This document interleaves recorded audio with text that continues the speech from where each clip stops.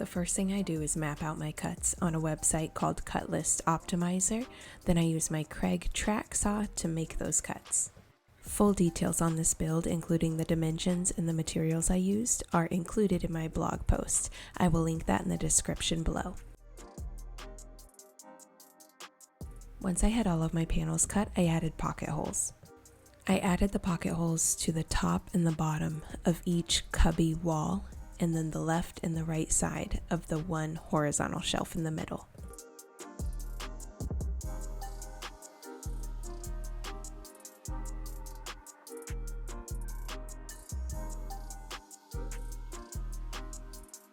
Once the pocket holes were cut, I sanded everything down. I just find it easier when everything is a flat panel.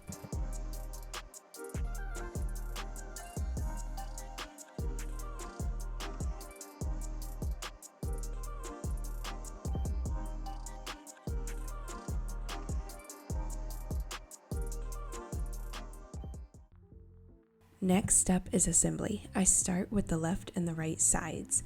I attach these using 1 1/4 inch pocket hole screws and wood glue.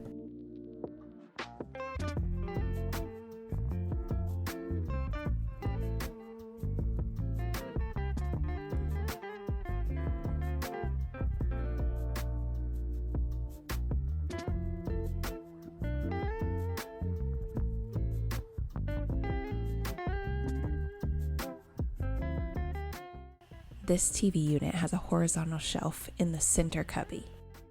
I made a line down the center of each cubby wall to make sure that the horizontal shelf was attached evenly.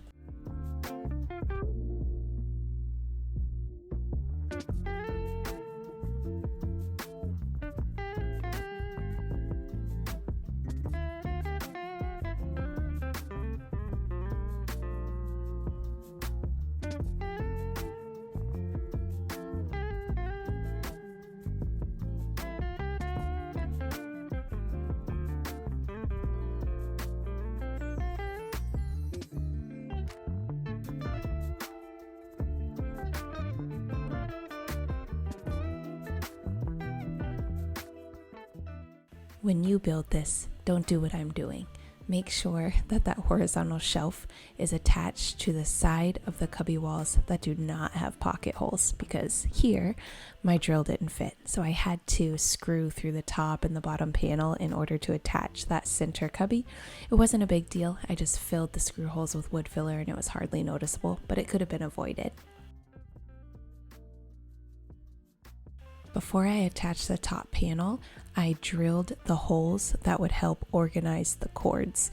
So I use a scrap piece of wood to clamp on the opposite end of where I'm drilling, and then put some masking tape where you're going to drill with the spade bit. Both of these things help to minimize the tear out.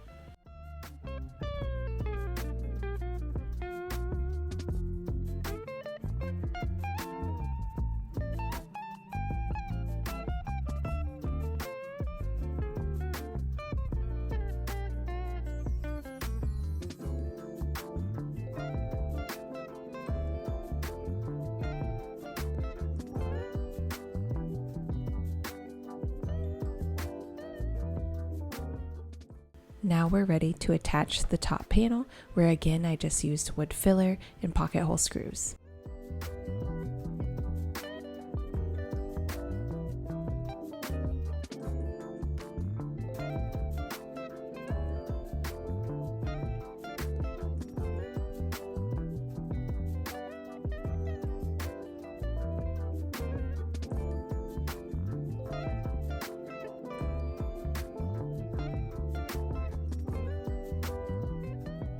I used my miter saw to cut a 2x4 to fit in the left and the right cubbies.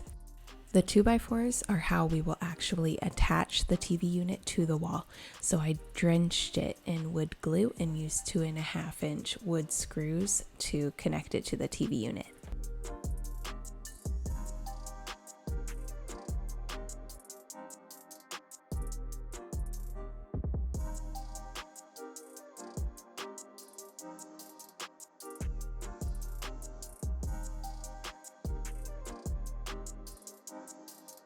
I added edge banding across the front face of the TV unit to hide the plywood edges.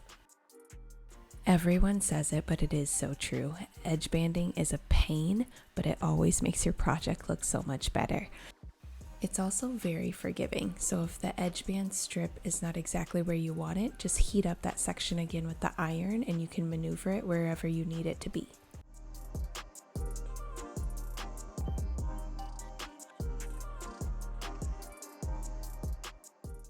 I filled all of my screw holes and the pocket holes with wood filler. I know they make wood plugs to fill the pocket holes, which would be great, but I didn't have any, so I just used wood filler and it's fine. I waited for it to dry and then sanded everything down.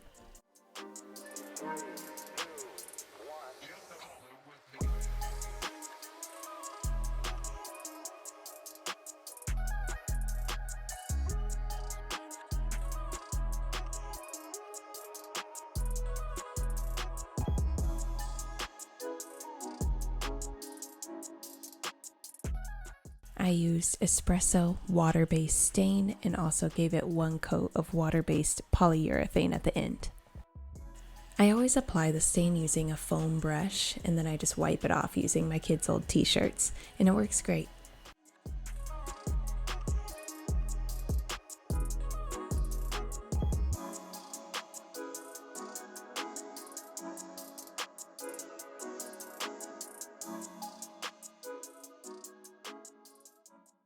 That is everything. I just used 2.5-inch wood screws to drill directly through the 2x4s into the studs in the wall.